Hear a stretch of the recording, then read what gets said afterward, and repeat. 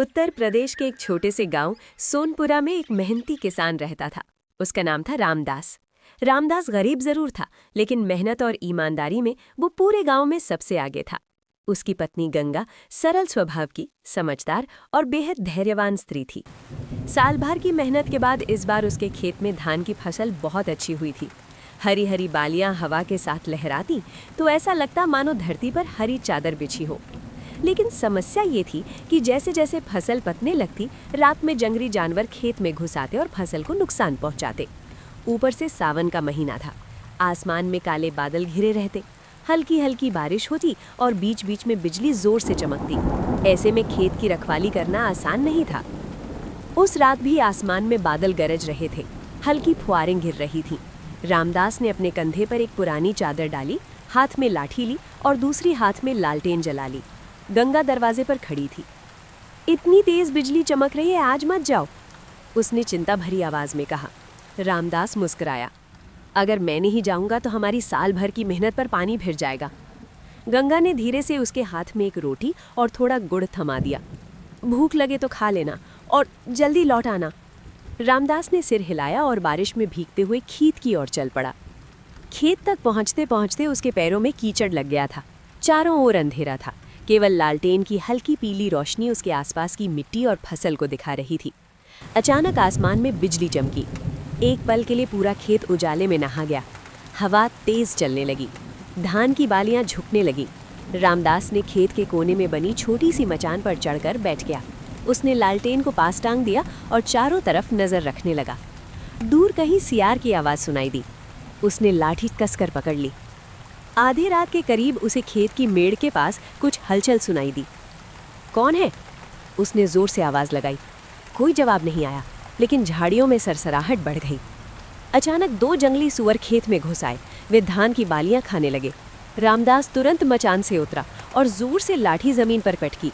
हट, भागो यहाँ से, उसने लालटेन ऊपर उठाई। रोशनी देखकर सुअर थोड़ी देर ठिठके, फिर धीरे धीरे भाग गए। रामदास ने राहत की सांस ली, लेकिन बारिश तेज हो गई थी। घर पर गंगा बेचैन थी। हर बार जब बिजली चमकती उसका दिल धड़क उठता। हे भगवान, रामदास की रक्षा करना, वो मन ही मन प्रार्थना करती। छोटा सा कच्चा घर था, छत से पानी टपक रहा था। वो बर्तन रख रख कर पानी रोक रही थी, लेकिन उसका ध्यान बार बार दरवाजे की ओर चला जाता। उसे याद था पिछले साल गांव के एक किसान पर बिजली गिर गई थी। यही सोचकर उसका मन कांप उठता।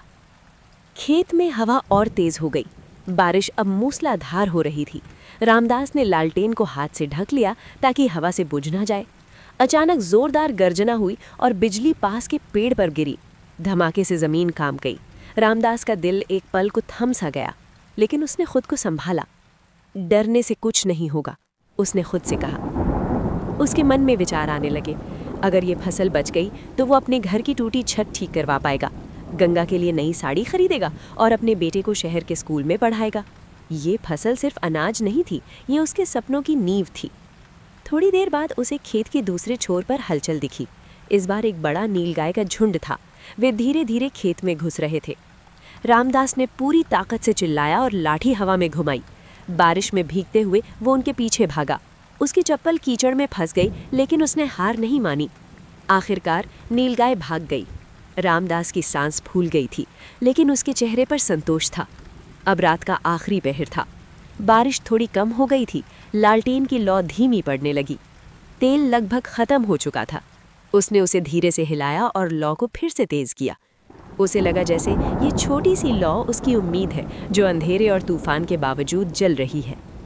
धीरे धीरे आसमान साफ होने लगा। बादल छटने लगे। पूर्व दिशा में हल्की लालिमा दिखाई थी। रामदास ने राहत की सांस ली। रात कट चुकी थी। उसने पूरे खेत का चक्कर लगाया। फसल लगभग सुरक्षित थी। कुछ जगह नुकसान हुआ था, लेकिन मेहनत का ज्यादातर हिस्सा बच गया था। जब वो घर लौटा तो गंगा दरवाजे पर खड़ी इंतजार कर रही थी। उसे देखते ही उसकी आंखों में आंसू आ गए।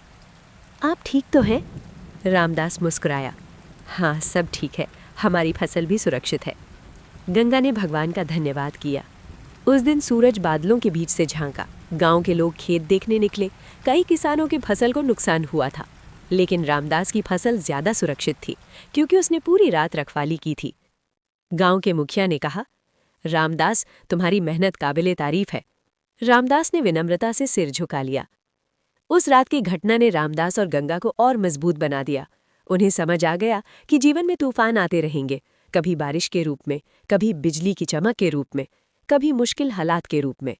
लेकिन अगर मन में हिम्मत और उम्मीद की लालटेन जलती रहे तो हर अंधेरी रात के बाद उजली सुबह जरूर आती।